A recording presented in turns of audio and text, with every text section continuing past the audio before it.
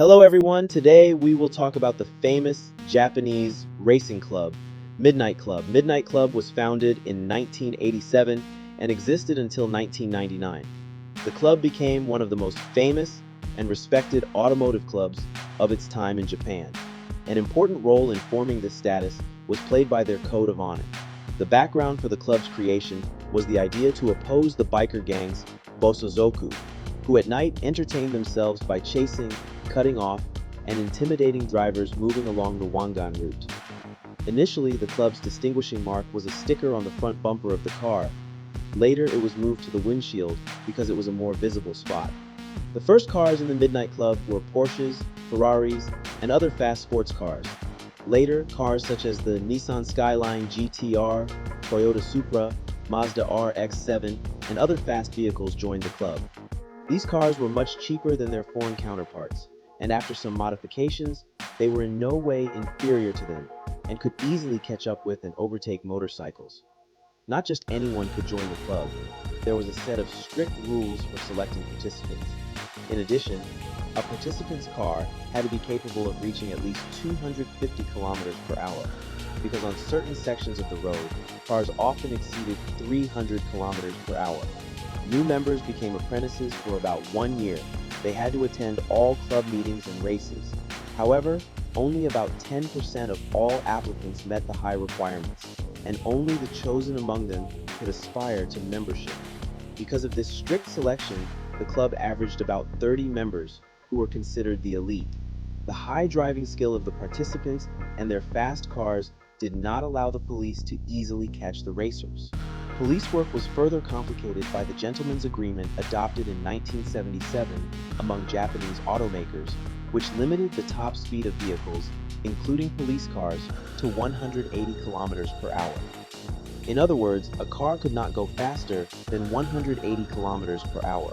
Even after the police switched to faster and more powerful cars, it was still difficult for them to catch up with club members because the tuning world did not stand still either, and the cars were constantly being upgraded. A key rule of the MidNight Club was a strict safety policy. If a member's driving style endangered other road users or other racers, he had to immediately leave the club and remove all identifying marks from his car. Being allowed to put club stickers on one's car was considered very prestigious. By doing so, racers declared to the public that they were part of something special and proved their affiliation.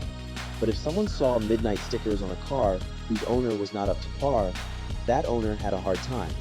The owners themselves did not suffer as often as their fake club cars. The car could be smashed or even set on fire. Club members met at a designated place after midnight, thus reflecting the club's name, MidNight, meaning midnight. In most cases, the race took place on one of the sections of the Bayshore route. Sometimes, to make the race more difficult, the course was laid through other sections of the expressway. They usually resorted to extending the course when the deciding factor for the winner was a gap between one racer and the other. If none of the racers managed to pull away, they would all turn around and the race would start over from the beginning. The start and finish points were agreed upon in advance. The race started while moving at about 100 kilometers per hour, either by a signal from a third participant who acted as a second and followed the two racers, or from a predetermined starting point. The finish line was usually some exit or parking lot where they would discuss further details or simply wrap up and go their separate ways. To organize another club meeting or race, no telephones or other traceable means of communication were used. The club leader placed an advertisement in a local Tokyo newspaper. It was a veiled message from which neither an ordinary reader nor law enforcement could understand that the ad contained information about organizing a meeting. What the ad would be about was agreed upon in advance at previous meetings. Thus, members immediately understood that the message was addressed to them and no one else. The ad might contain something like, "Selling small bags at low prices. For more information, I am ready to meet at the parking lot." During its existence, the MidNight Club accepted dozens of challenges from other street racers. In a battle, each team chose one representative to fight for their club. The one who won 2 out of 3 runs was the winner. The power of most club members' cars ranged from about 450 to 700 horsepower. But there was also a dark horse, a crazy Fairlady Z, Z3 two-body, which supposedly had an engine built by Nissan specifically for a run on the Bonneville Salt Flats. The claimed power of that engine was at least 800 horsepower. The club had another strict rule.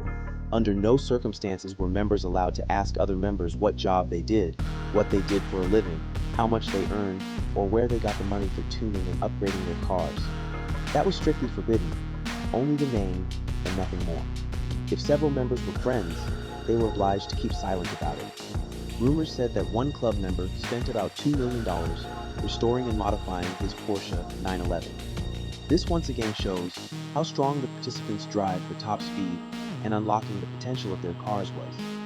In 1999, on a Friday around 3 a.m., several Bosozoku bikers were cruising along the Wangan and, as usual, harassing drivers.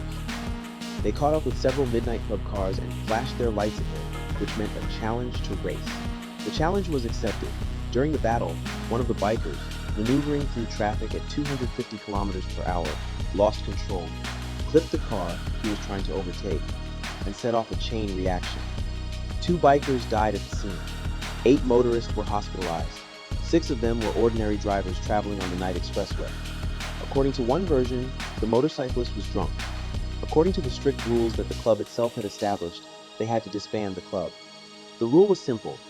If anyone is hurt as a result of the club's activities, it doesn't matter whether it's an ordinary driver or a racer, regardless of whether he is a club member or not. Midnight Club must be disbanded once and for all. That same night, the club ceased to exist without any official statements. Since then, there have been many imitators of this club, but with the tightening of traffic laws in Japan, most such clubs were disbanded, and some participants even received prison sentences. This is the end of this video. Thank you very much for watching. Subscribe to the channel, and see you in the next video.